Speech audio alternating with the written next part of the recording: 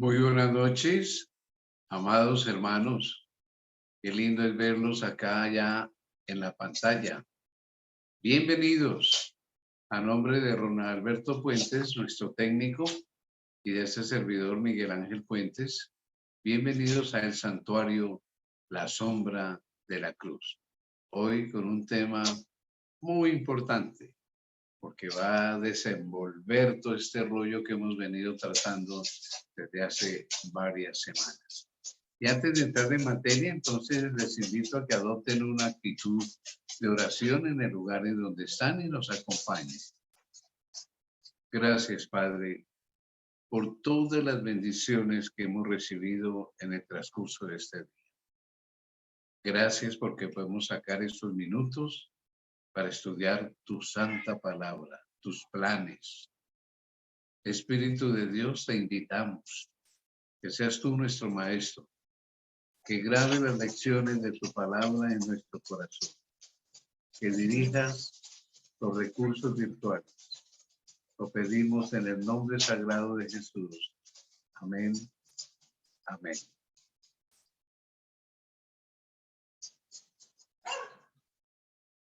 Tal como habíamos anunciado hace una semana, el tema para hoy, que es un tema muy importante, es formulado a través de una pregunta. ¿Qué es la purificación del santuario?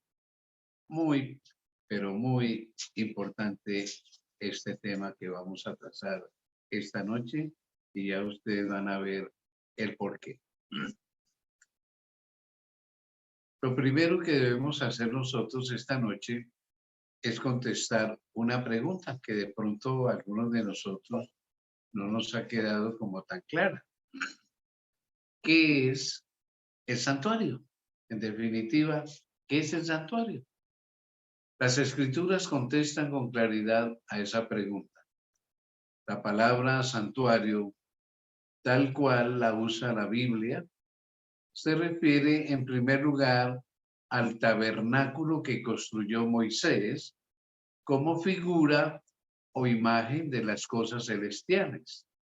Recordemos que Dios le dio a él un modelo, le mostró un modelo para que pudiera elaborar el tabernáculo terrenal.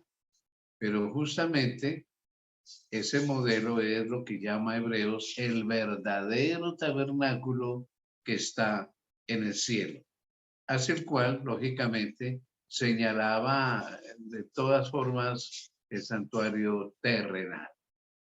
Entonces, muerto Cristo, pues terminó todo ese ritual simbólico que se desarrollaba en el santuario terrenal o el templo terrenal, que después llega a ser tremendo templo.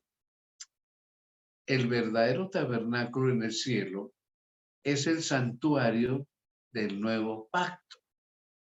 Y el que hizo Moisés es el santuario del antiguo pacto, en el cual los israelitas dijeron que todo lo que el Señor les dijo en el Sinaí lo iban a cumplir.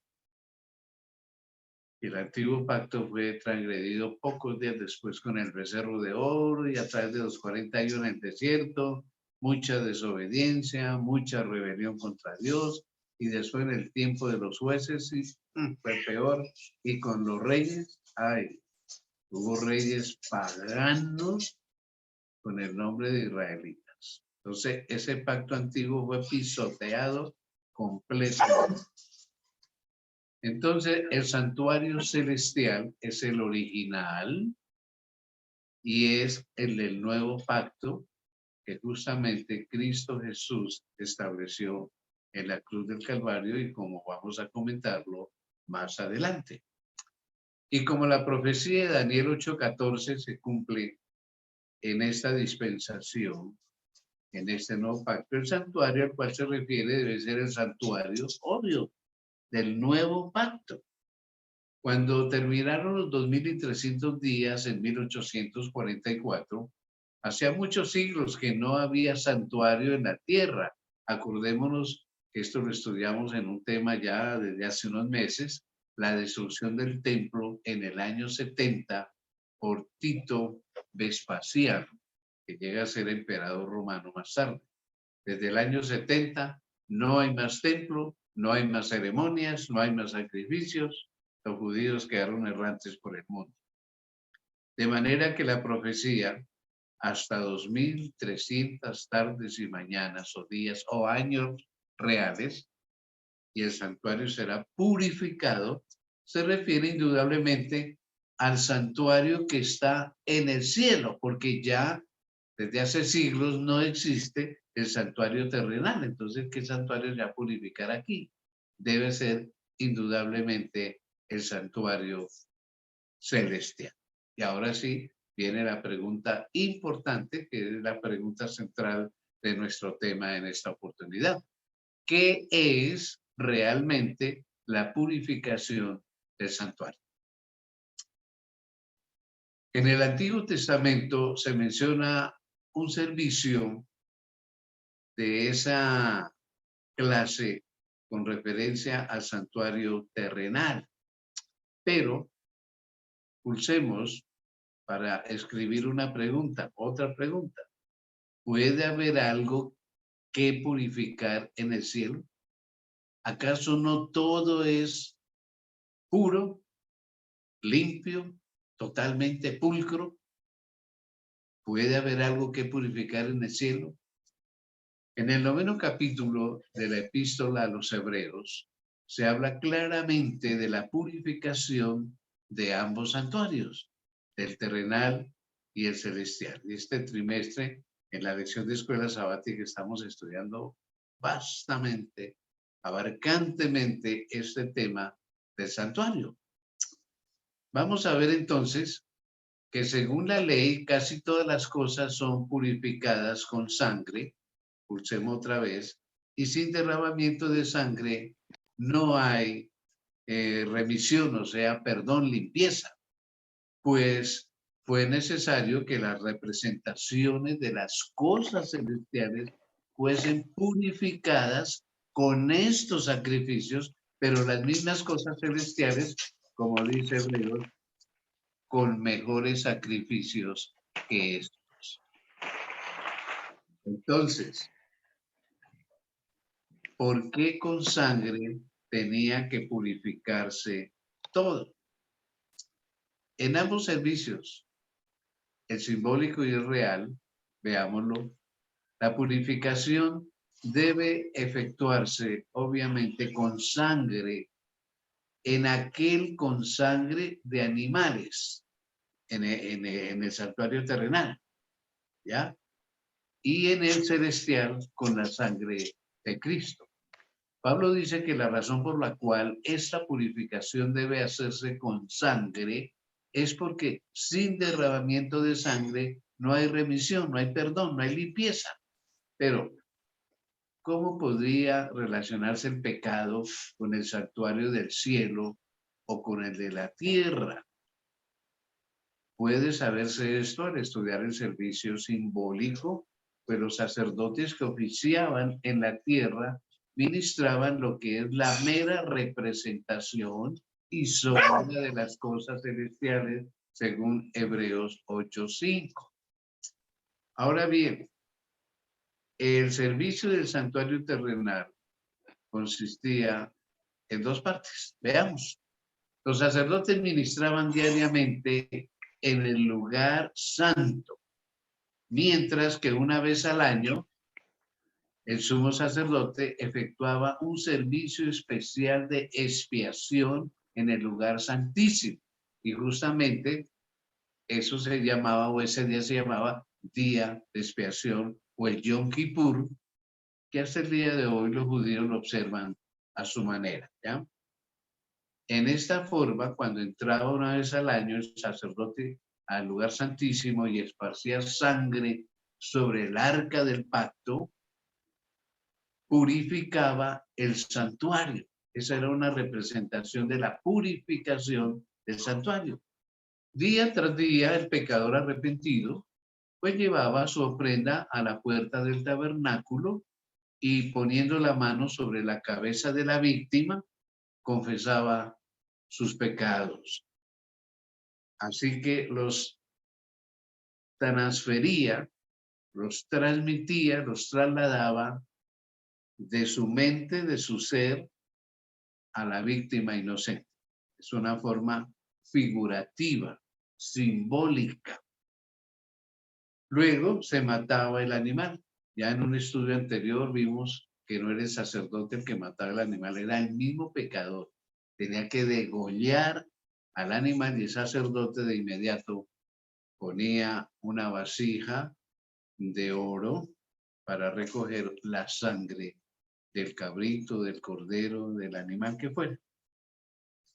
¿Por qué? Porque sin derramamiento de sangre, dice la palabra de Dios, no hay remisión de pecado, no hay limpieza de pecados. Y claro, nos estaremos preguntando, pero ¿cómo así? ¿Por qué esto de sangre? Levítico 17:11 nos dice, la vida de la carne en la sangre está. La vida de la carne en la sangre está. ¿Y ustedes conocen personas que se han cortado las venas y esperan que se salga la sangre? Cuando sale totalmente la persona muere, porque en la sangre la vida está, o la vida está en la sangre. Entonces, ¿qué quiere decir esto? Hablando ya espiritualmente con lo que había en el santuario terrenal y lo que va a ser el santuario celestial. Muy simple. La palabra de Dios establece un principio que es universal. Esto no es solo en la tierra, es en el universo. La paga, la consecuencia del pecado es, ustedes lo saben, muerte. Y es muerte eterna. ¿Por qué? Porque el pecado no puede existir en el universo. Dios hizo un universo moralmente perfecto, moralmente perfecto. Si surge el pecado, pues quien comete pecado debe ser borrado, quitado eternamente, porque no puede existir el pecado en el universo. Satanás pecó, se le dio oportunidad, fue lanzado, lamentablemente, en ninguna parte le abrieron la puerta, solamente aquí. Y entonces, aunque nuestros padres fueron creados con una inmortalidad condicional a la obediencia, desobedecieron, pecaron, y la muerte pasó, dice Hechos de los Apóstoles, a todos nosotros, como un SIDA, como un COVID-19, como un contagio hereditario. Todos nacemos ya con una tendencia al pecado. Entonces, quien peca, muere eternamente. Como en la sangre está la vida, yo peco, se me reclama la vida. Por eso tengo que morir. Entonces, esos animales, al ser sangrados, representaban la consecuencia del pecado, la vida. Tenga la vida, me muero. Morí el animal en reemplazo del pecado. Y lógicamente, esa prenda por el pecador, cuya culpa cargaba la víctima, pues la llevaba el sacerdote al lugar santo y la salpicaba en el velo, así como vemos la figura en la pantalla, salpicaba en la cortina el velo que separaba el lugar santo del santísimo. Y figurativamente, mediante esta ceremonia, el pecado era transferido por intermedio de la sangre al santuario. En ciertos casos, la sangre no era llevada al lugar santo, pero el sacerdote debía entonces comer la carne de la víctima, como Moisés lo había mandado a los hijos de Aarón, diciendo, la dio él a vosotros para llevar la iniquidad de la congregación. Entonces el sacerdote asumía esa responsabilidad del pecador al comer la carne de la víctima que cargó los pecados del pecador. Y ambas ceremonias simbolizaban por igual la transferencia del pecado del penitente al santuario, porque el sacerdote que comía esa carne entraba al santuario. Entonces, en el santuario se cargaban simbólicamente todos los pecados. Tal era la obra que se llevaba a cabo todos los días, día tras día, durante todo el año. Los pecados de Israel eran transferidos al santuario y se hacía necesario un servicio especial para eliminarlos. para limpiar esas manchas de sangre en la cortina, que a veces caían hasta en el piso. Dios mandó que se espiara, que se limpiara cada uno de los sagrados departamentos. Leamos lo siguiente. Así hará expiación por el santuario a causa de las inmundicias de los hijos de Israel y de sus transgresiones con motivo de todos sus pecados. Del mismo modo, hará con el tabernáculo de reunión que reside con ellos en medio de sus inmundicias. También había que expiar el altar. Lo purificará y lo santificará a causa de las inmundicias de los hijos de Israel. Eso está en Levítico 16, 16 y 19. O sea, mediante una ceremonia donde hay sacrificio de sangre, se limpiaba figurativamente los pecados del santuario terrenal. Ahora, figurativamente y literalmente, porque al otro día, el día de la expiación, los sacerdotes limpiaban todos los muebles, incluso el arca, porque el arca era salpicada en el día de la expiación con sangre. Ahí estaba la ley. La ley requería la vida de las personas y la vida está en la sangre. Entonces el sacerdote salpicaba 7 veces, porque el pecado es la transgresión de la ley. ¿No dice eso la palabra de Dios en 1 Juan? Una vez en el año, veámoslo, en el gran día de la expiación, el sacerdote entraba en el lugar santísimo para purificar el santuario. El ritual que se realizaba allí, pues completaba la serie anual de los servicios. En el día de la expiación se llevaban 2 machos cabríos a la entrada del tabernáculo después del templo y se echaban suerte sobre ellos. A ver, una suerte para el que iba a representar a Jehová y la otra a Satanás o a Azazel, se lo llamó en ese tiempo. El macho cabrío sobre el cual caía la suerte por Jehová debía ser inmolado, sacrificado como prenda por el pecado del pueblo y lógicamente recogida su sangre al degollarlo. Y el sacerdote debía llevar adentro del velo la sangre de aquel y rociarla sobre el propiciatorio, la tapa del arca del pacto y delante de la presencia de Dios. También había que rociar con esa sangre el altar del incienso que se encontraba delante del velo de la cortina y todos los demás muebles.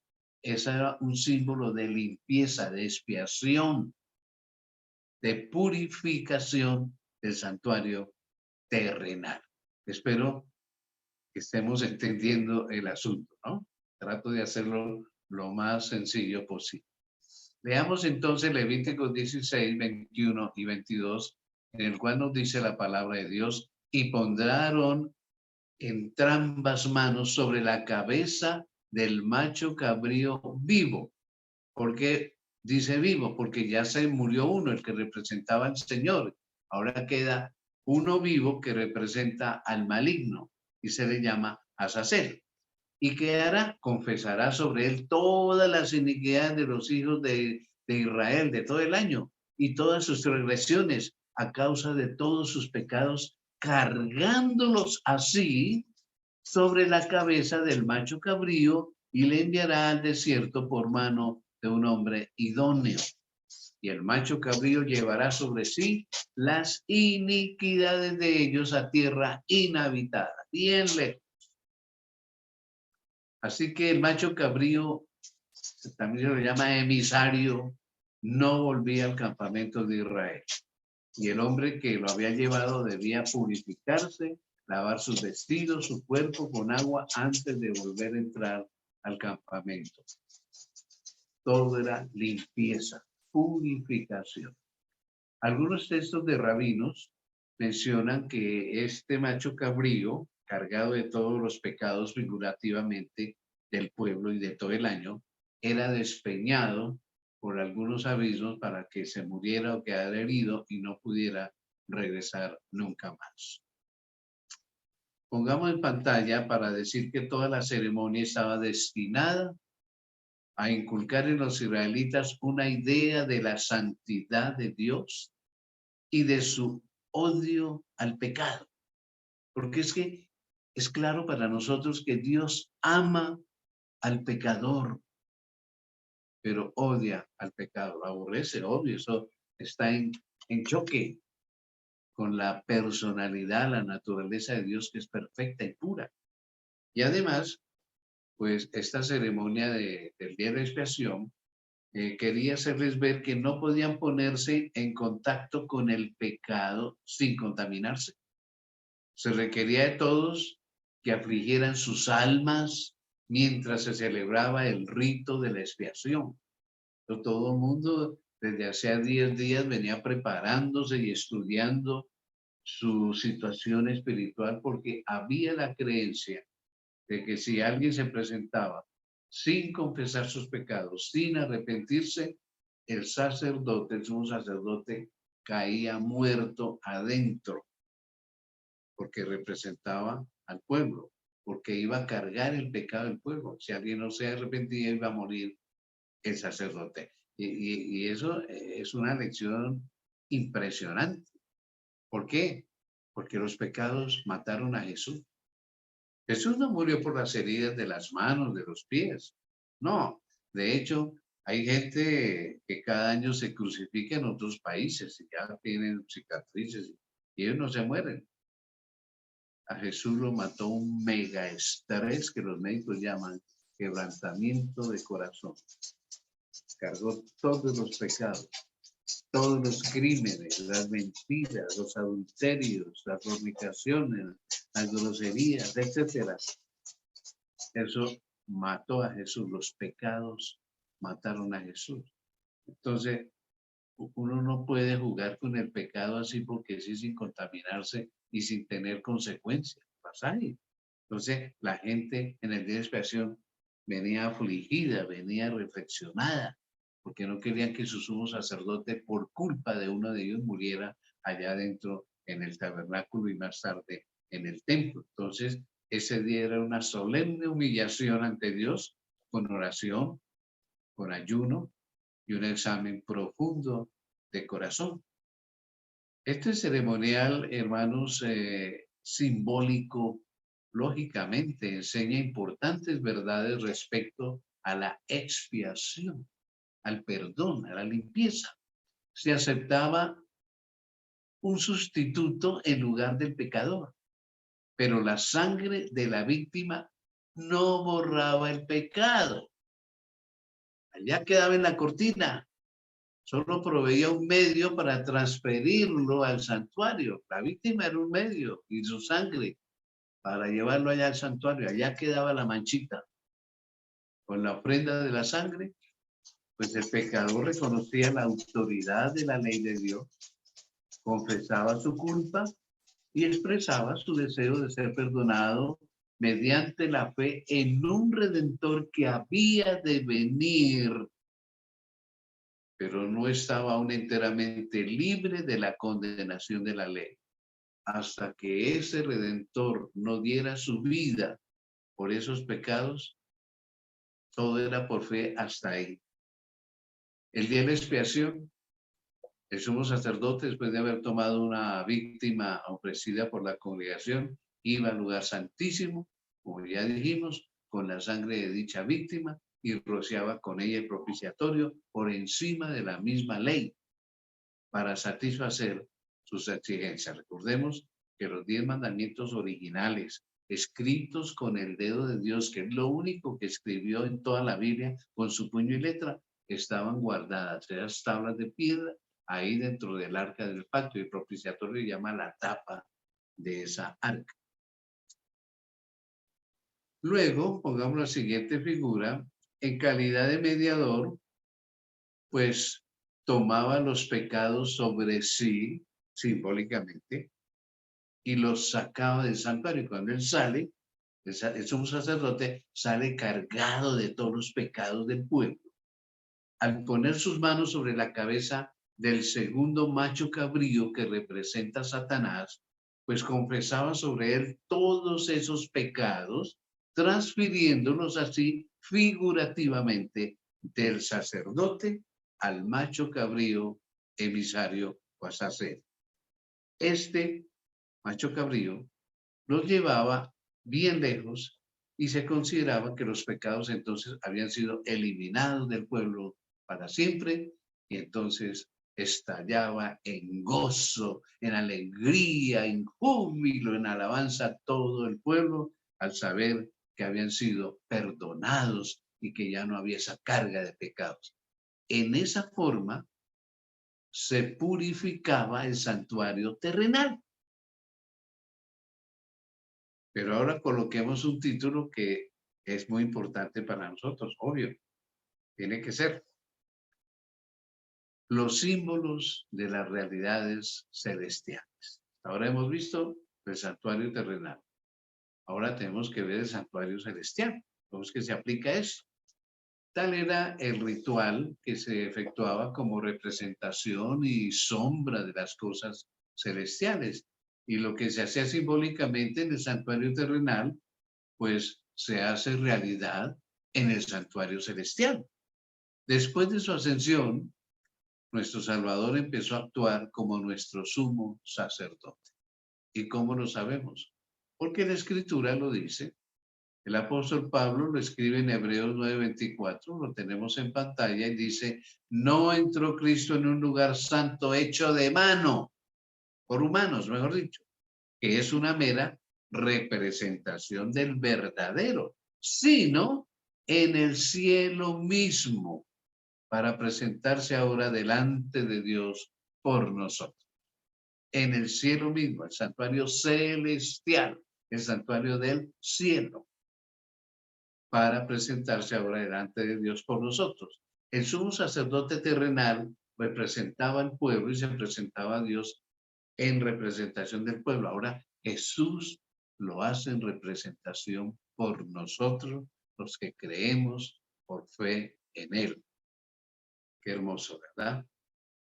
Tenemos un sumo sacerdote excelente, el mejor del universo.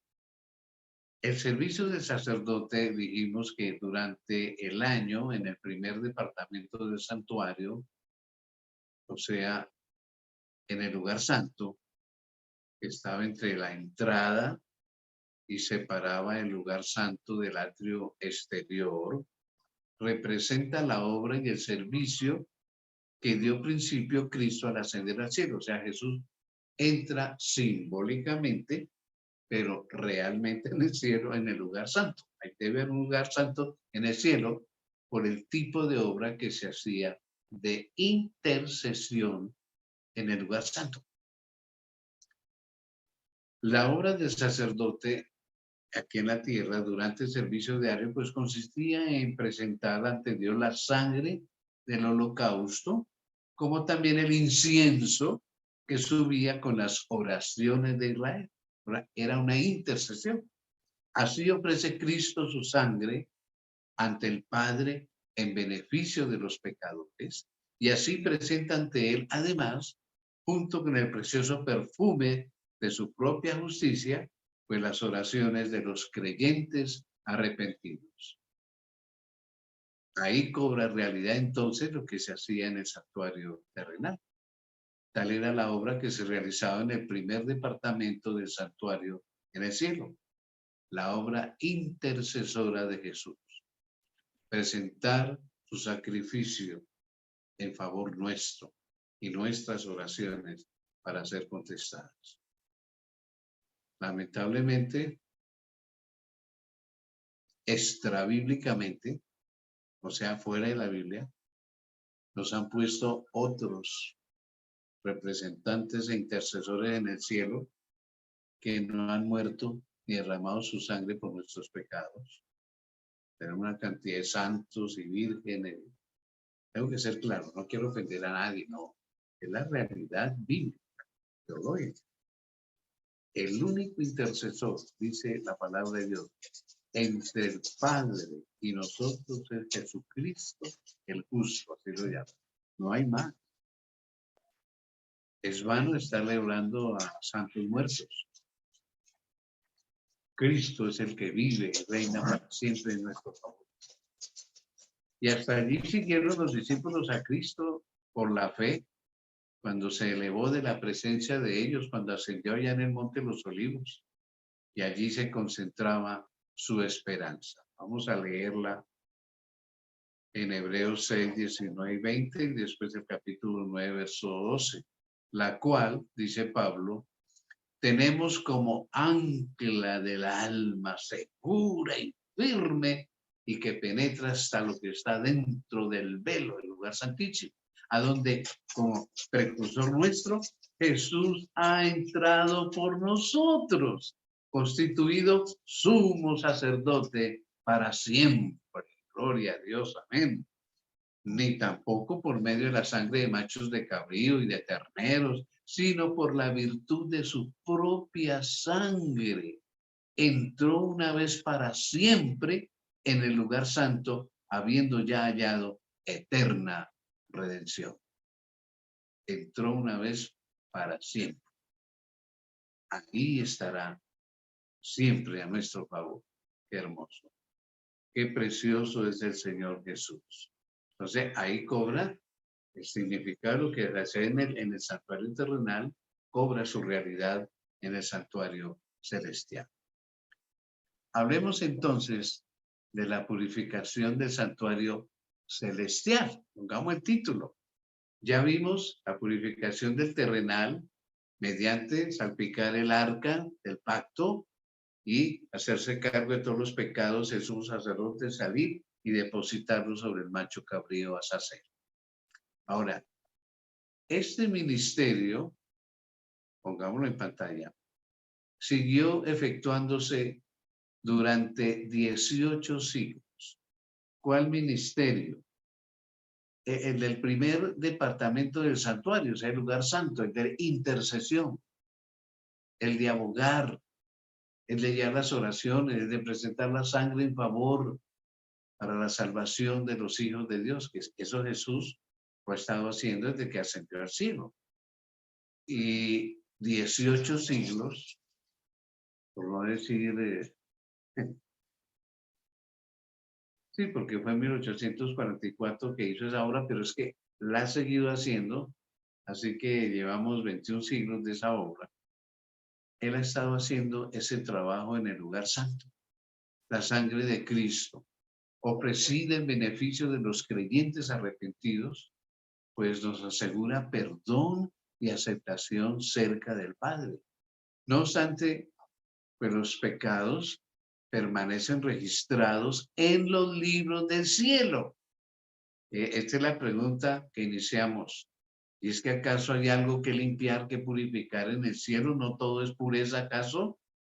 Hay registros de nuestros pecados. Hay libros en el cielo. ¿Cómo son? No lo sé.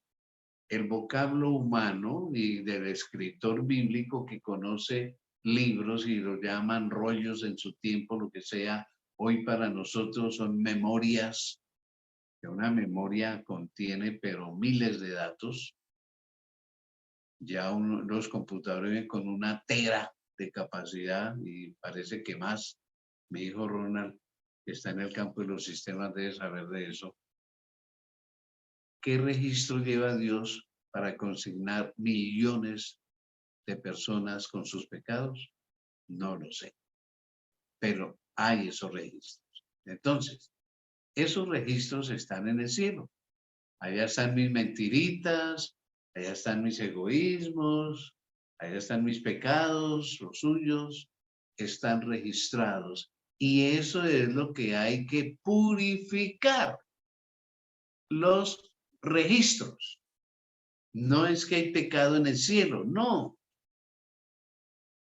En el tabernáculo terrenal, manchas de sangre.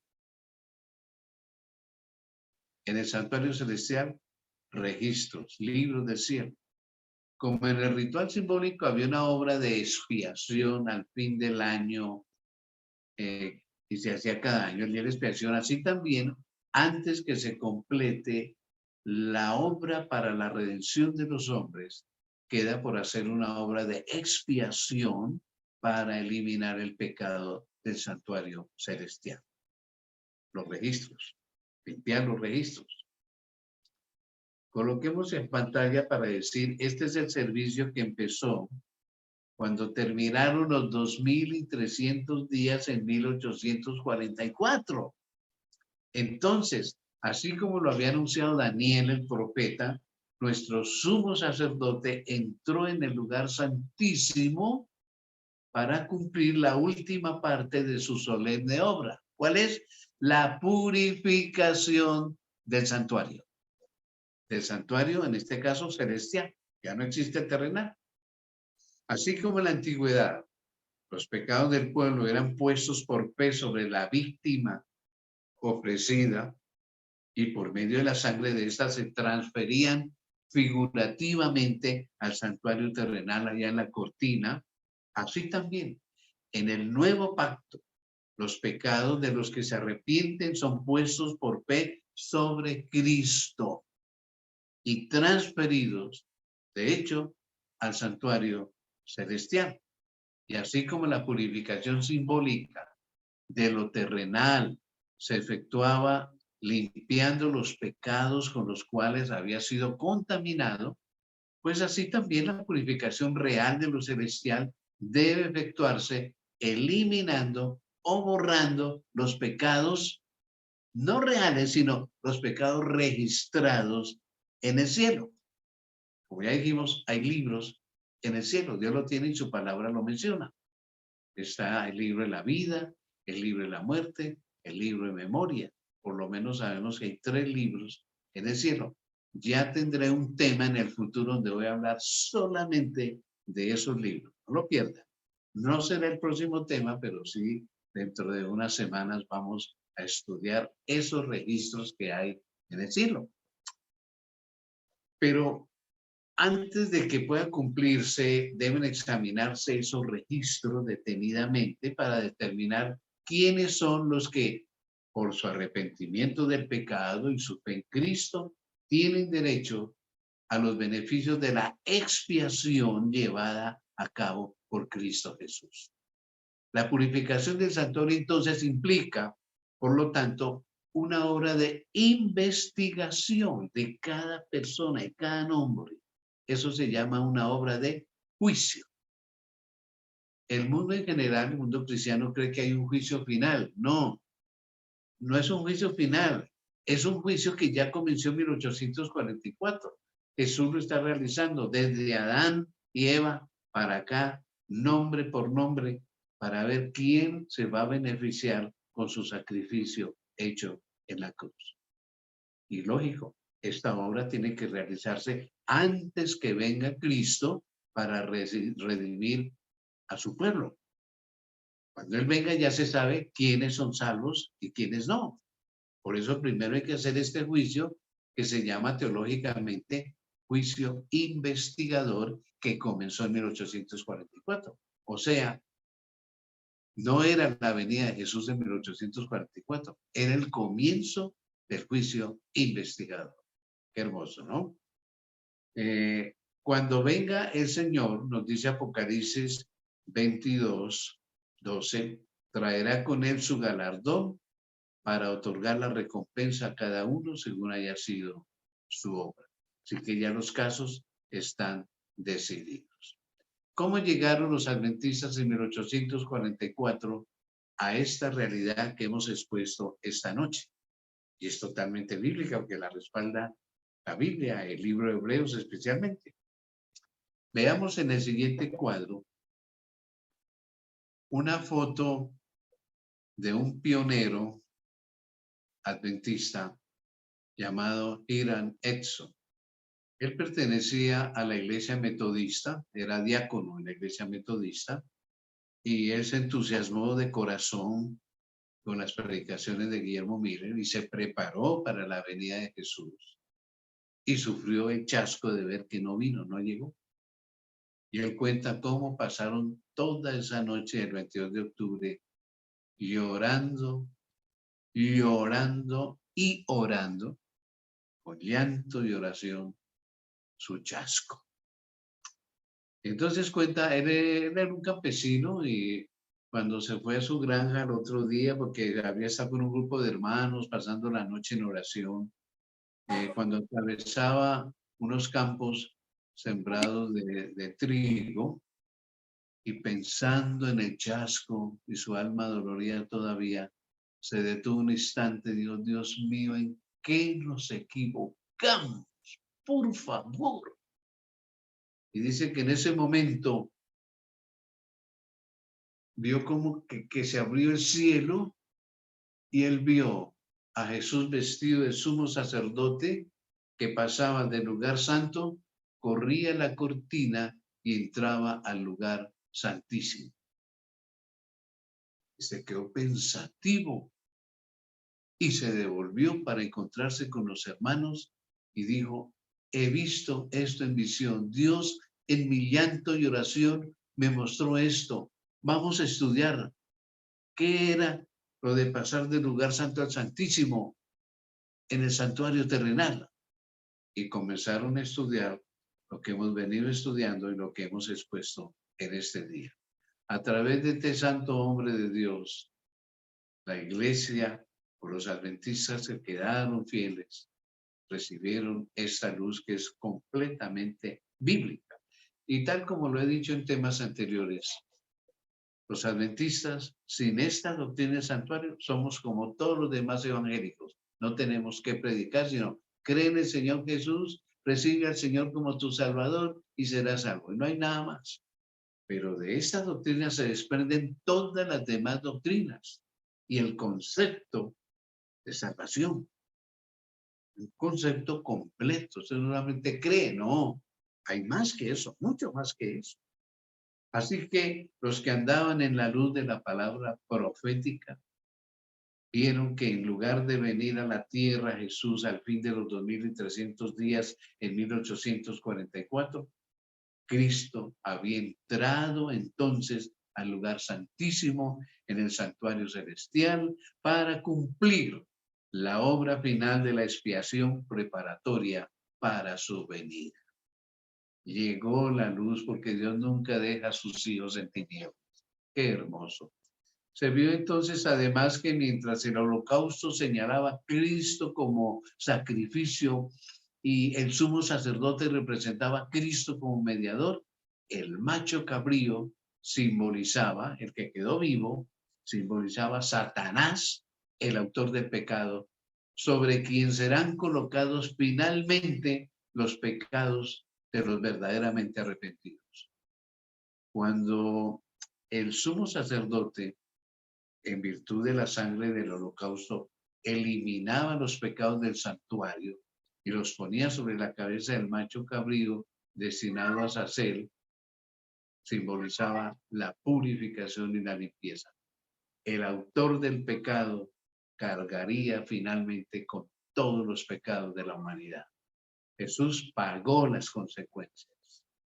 La paga del pecado es muerte. Murió por nosotros eternamente, pero como Él no pecó y es Dios, pues no iba a morir eternamente. El conflicto de los siglos hace un comentario muy vasto de lo que estamos estudiando. Usted lo pueden encontrar en las páginas 461 a 475.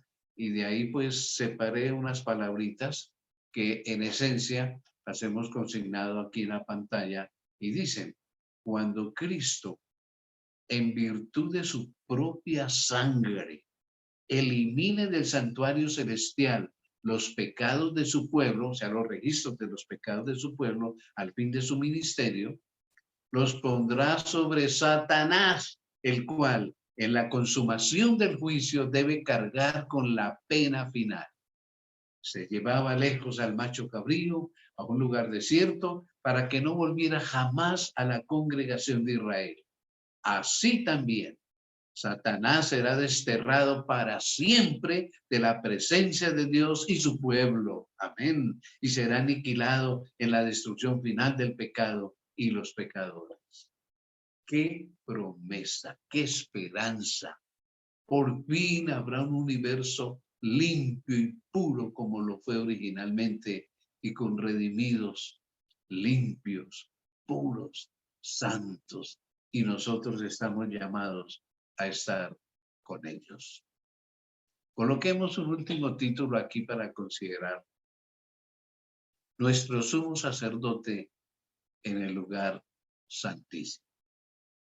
Y claro, este exactamente es un tema que nos va a tomar varios capítulos de lo que está haciendo Jesús en el lugar santísimo, pero quiero dejar ya esta noche un comentario al respecto. El asunto del santuario fue la clave que aclaró el misterio de la desilusión de 1844. Reveló todo un sistema de verdades que formaban un conjunto armonioso y demostraba que la mano de Dios había dirigido el gran movimiento adventista, y al poner de manifiesto la situación y la obra de su pueblo, pues le indicaba cuál era su deber de allí en adelante. Como los discípulos de Jesús, después de la noche terrible, de su angustia y desengaño, se gozaron viendo al Señor, dice la palabra. Así también se regocijaron ahora los que habían esperado con fe la segunda venida de Cristo y no habían dejado de creer en ella. Habían esperado que vendría en gloria para recompensar a sus siervos. Como sus esperanzas se vieron frustradas, pues perdieron de vista a Jesús, los discípulos, y con María al lado del sepulcro exclamaron: se han llevado a mi Señor y no sé dónde lo han puesto. Entonces, en el lugar santísimo, contemplaron otra vez a su compasivo sacerdote que debía aparecer pronto como su rey y libertador. La luz del santuario iluminaba lo pasado, lo presente y lo porvenir. Supieron que Dios los había guiado por su providencia infalible. Y aunque, como los primeros discípulos, ellos mismos no habían comprendido el mensaje que daban, este había sido correcto en todo sentido, sí. Al proclamarlo habían cumplido los designios de Dios y su labor no había sido vana en el Señor. Reengendrados en esperanza viva, se regocijaron con gozo inefable y glorificado. Tanto la profecía de Daniel 8:14, que la conocemos bastante bien, coloquemos en pantalla lo siguiente: hasta 2300 tardes y mañanas, luego el santuario será purificado. Así esta profecía, como el mensaje del primer ángel que está en Apocalipsis 14, 6 y 7, que dice: temed a Dios y dadle gloria, porque ha llegado la hora de su juicio. Señalaban el ministerio de Cristo en el lugar santísimo, el juicio investigador y no la venida de Cristo a la tierra para la redención de su pueblo y la destrucción de los impíos. Entonces, hay esa concordancia, ¿no? De Daniel 8:14 con la profecía de los 2300 días o años y el mensaje ahora de Apocalipsis 14 del primer ángel. La hora de su juicio ha llegado. Esa es la hora que llegó en 1844. Comienza el juicio investigador. El error no estaba en el cómputo de los periodos proféticos, no, eso estuvo bien, sino en el acontecimiento que debía verificarse al fin de los 2300 días o años. Debido a ese error, pues lógicamente los creyentes sufrieron un desengaño y hasta el día de hoy es causa de burla y de desprecio de mucha gente para el pueblo adventista. Sin embargo, se había realizado todo lo predicho por la profecía y todo lo que alguna garantía bíblica permitía esperar. En el momento mismo cuando estaban lamentando sus esperanzas defraudadas, se había realizado el acontecimiento que estaba predicho por el mensaje, se hizo en el cielo, así ellos estuvieran defraudados aquí. Y lógico, este era un acontecimiento que debía cumplirse antes que el Señor pudiera aparecer para recompensar a sus siervos. Así que Cristo había venido, sí, no a la tierra como ellos lo esperaban, sino había entrado en el lugar santísimo del templo de Dios en el cielo, como había sido preanunciado en el símbolo. ¿Y cómo lo sabemos? Porque el profeta Daniel lo escribe como presentándose en ese momento ante el anciano de días. Eso ustedes lo van a encontrar en Daniel 7:13. Que ahí dice, estaba mirando en visiones de la noche y he aquí que sobre las nubes del cielo venía uno parecido a un hijo de hombre y vino, no a la tierra, sino al anciano de días, que es el Padre, y le trajeron delante de él. Eso está en Daniel 7:13. Entonces, esta profecía se cumplió. Lo que pasa es que no se había estudiado bien detalladamente el asunto. Esta venida también estaba predicha por el profeta Malaquías. Repetidamente, dice el profeta Malaquías, vamos a pasar al siguiente cuadro, repentinamente vendrá a su templo el Señor a quien buscáis, es decir, el ángel del pacto, Cristo, en quien os deleitasteis. He aquí que vendrá, dice Jehová de los ejércitos. Malaquías 3:1. Repentinamente vendrá a su templo el Señor, al santuario celestial, el ángel del pacto, Cristo. Así que esta era una profecía del Antiguo Testamento del profeta Malaquías. La venida del Señor a su templo fue repentina, inesperada para su pueblo. Este no lo esperaba allí. Esperaban que viniera a la tierra en llama de fuego para dar retribución a los que no conocieron a Dios ni obedecen el Evangelio. Creyeron que era la venida de Jesús, pero la gente no estaba aún preparada para ir al encuentro de su Señor. No, todavía tenía que cumplirse una obra de preparación. Se le tenía que proporcionar una luz mayor que dirigiera su espíritu hacia el templo de Dios en el cielo. Y mientras siguiera allí por fe a su sumo sacerdote en el desempeño de su ministerio, pues se le irían revelando nuevos deberes, nuevos mensajes. Debía darse a la iglesia otro mensaje de advertencia e instrucción. Tenía que haber más luz. El profeta Malaquías vuelve y dice lo siguiente, esta vez ya en el capítulo 3 y los versículos 2 y 3. Pero ¿quién es capaz de soportar el día de su advenimiento? ¿Y quién podrá estar en pie cuando él apareciera?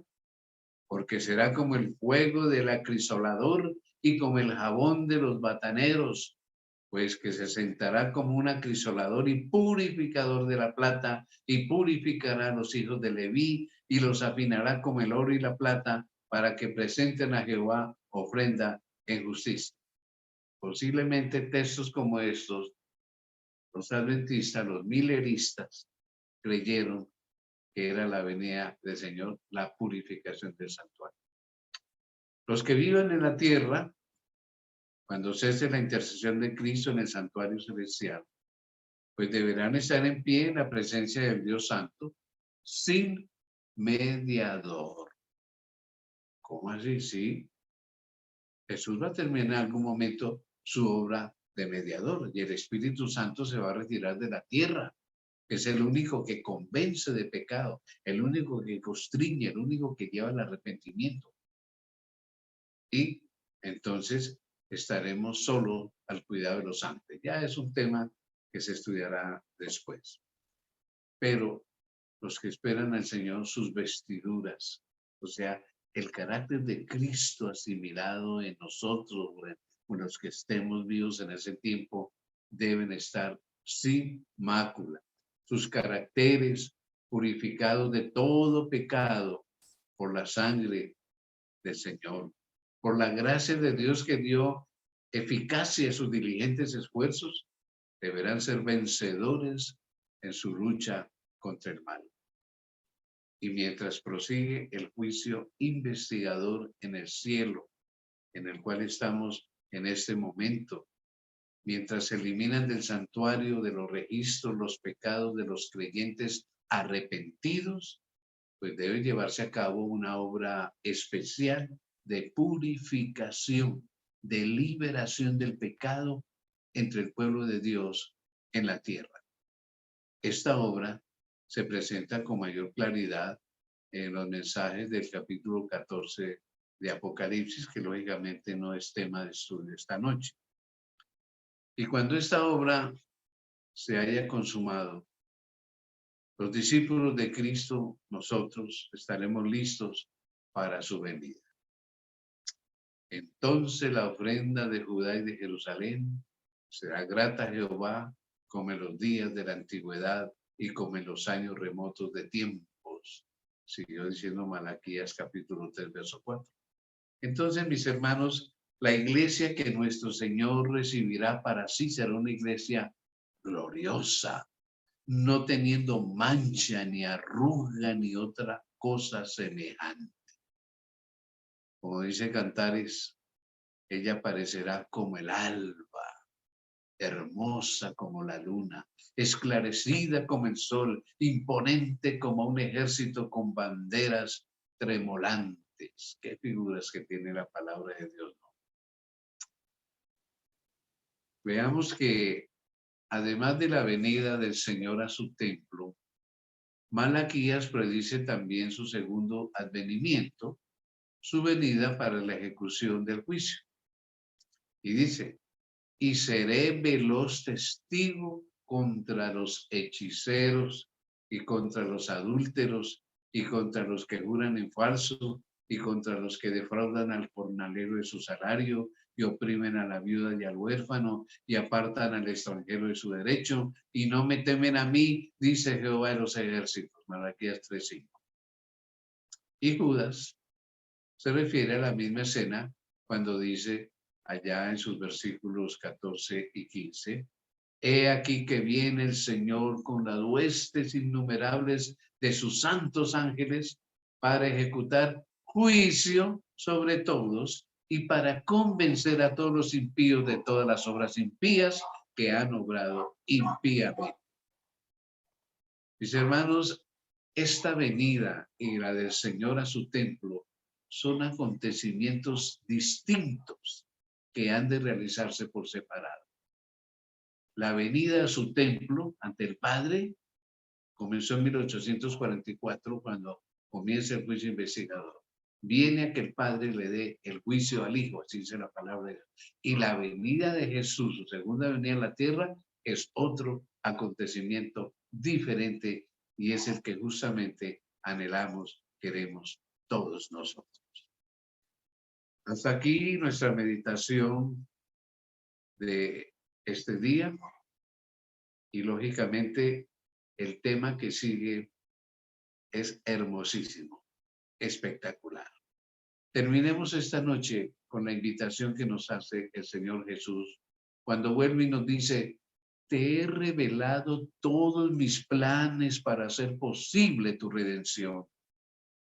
Confía totalmente en mi palabra.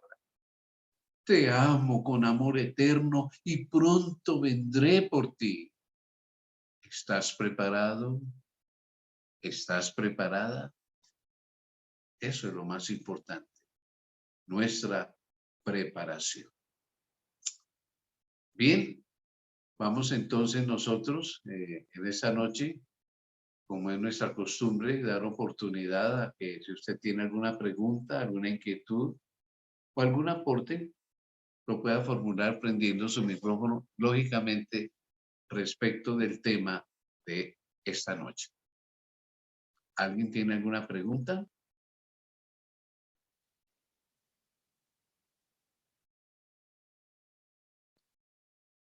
Bien, parece que nos ha quedado bien claro nuestro tema de esta noche. Entonces, vamos a continuación a dar gracias a nuestro Dios por el estudio de este tema. Padre, es hermoso recordar, leer las promesas de tu palabra. Cuánto amamos a Jesús.